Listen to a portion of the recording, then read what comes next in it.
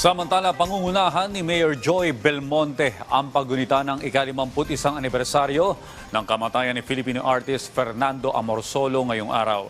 Si Joshua Garcia sa detalye live. Joshua. Rise and Shine Pilipinas, Rise and Shine Audrey, nakatakdang gunitain ang ika-51 anibersaryo ng kamatayan ni Fernando Amorsolo dito sa Quezon City Hall ngayon Lunes, ika-9 ng Oktubre.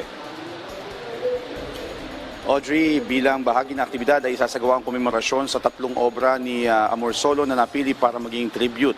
Ito nga yung mga paintings na Bayanihan, Dalagang Bukid at Early Traders 1948, kung saan binuo ito ng Pinoy Lego User Group bilang malalaking Lego Bricks Mosaics. Inaasahan naman ang pagdalo ng alkalde ng lungsod na si Mayor Joy Belmonte kasama si Vice Mayor Gian Soto para pangunahan ang nasabing kaganapan. Kaya sa ating mga ka-RSP, manatili nakatutok dito sa atin sa PTV para sa iba pang detalye ng balitang ito mamaya. At yan muna latest, balik sa inyo dyan, Audrey. Maraming salamat, Joshua Garcia.